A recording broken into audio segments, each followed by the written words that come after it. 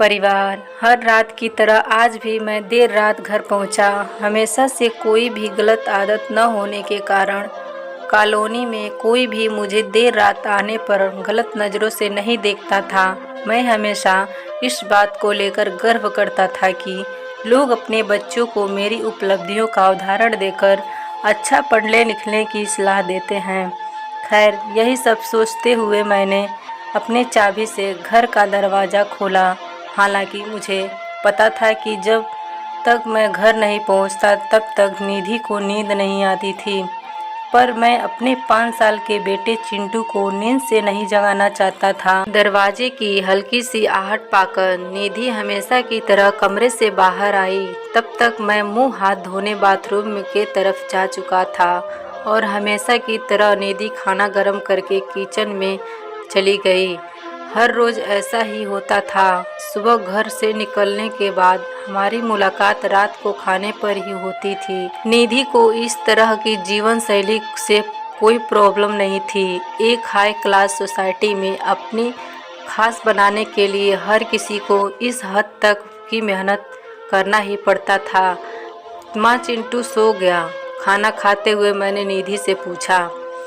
हाँ, काफ़ी देर से आपका इंतज़ार करते करते सो गया, लेकिन फिर इंतज़ार करते ही सो गया, निधि ने शिकायत भरे लहजे से कहा। लेकिन बार बार की तरह मैंने मुस्कुराकर बात को टाल दिया। अगली सुबह रात को देर से सोने के कारण हर रोज़ मैं सुबह देर से ही उठता था, लेकिन तब तक मैं उठता तब तक चिंटू स्कूल जा चुका था। चिंटू की हमेशा शिकायत रहती कि मैं उसे कभी बाहर घुमाने नहीं ले जाता और शायद इसी कारण से बात को लेकर वो मुझसे नाराज़ भी था। मैंने हमेशा की तरह मैंने उठकर निधि को आवाज़ लगाई और बाथरूम में घुस गया। थोड़ी देर में ही निधि नहाने के लिए गर्म पानी ले आई। तुम नहीं होती तो मेरा क्या होता निधि? हमेशा की तरह मैंने पानी की बाल्टी लेते हुए अपना घिसा पीटा डायलॉग मारा और हमेशा की तरह ही दीप्ति मुस्कुराते हुए खाने की तैयारी करने किचन में चली गई। खैर, ऑफिस के लिए तैयार होकर जब मैं डाइनिंग टेबल पर आया तो चिंटू मुंह फुलाए बैठा था। क्या बात है जनाब, आज स्कूल नहीं गए? मैंने प्यार से चिंटू के बालों पर हाथ घुमाते हुए बोला। आज संडे है, चिंटू ने गुस्से भरी आवाज़ से कहा। काम की भागदौड़ में मैं यह भी भूल गया था कि आज संडे है और आज दिन में मैंने चिंटू के साथ मूवी जाने का प्रॉमिस किया था, लेकिन आज मुझे क्लाइंट मीटिंग के लिए ऑफिस जाना था। मुझे ऑफिस जाता देख चिंटू को अपना मूवी प्लान खतरे में पड़ना दिखाई दे रहा था और शायद इसी के लिए वो मुझसे गुस्से से बात कर रहा था। पापा, आप 1 घंटे के कितने पैसे कमा लेते हो? अचानक चिंटू ने पूछा। चिंटू ने पहले कभी इस रवैये से मुझसे बात नहीं की थी। शायद गुस्से में मैंने ऐसा कह दिया। लगभग 1000 रुपये, मैंने कहा।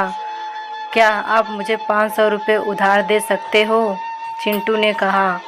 लेकिन तुम्हें पैसे क्यों चाहिए? मैंने थोड़ा गंभीर होते हुए पूछा। मुझे चाहिए, चिंटू ने बनावटी मुंह बनाते हुए कहा। खैर, मैंने चिंटू को 500 रुपये दे दिए।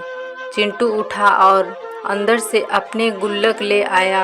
चिंटू ने अपनी गुल्लक से 500 रुपये निकालकर 1000 रुपये मेरे हाथ में रखते हुए कहा। क्या आप कल मुझे आपका 1 घंटा दे सकते हैं? मुझे आपके साथ बैठकर खाना खाना है। बहुत बिगाड़ रखा है तुम्हें चिंटू। तुम्हारी मम्मी ने तुम्हें। चिंटू इस तरह हरकत पर मैंने गुस्से से चिंटू को एक थप्पड़ लगाते हुए कहा। आज ऑफिस जाते हुए मेरे मन में बस यही सोच रहा था कि इस भाग दौड़ भरी ज़िंदगी में क्या सब कुछ खरीदा जा सकता है।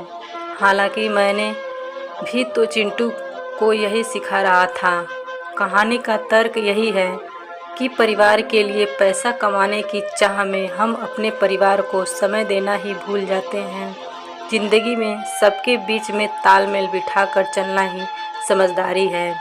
दोस्तों, अगर वीडियो पसंद आई हो तो वीडियो को लाइक करें, शेयर करें और चैनल को सब्सक्राइब ज़रूर करें, कहानी सुनने के लिए आपका बहुत बहुत धन्यवाद।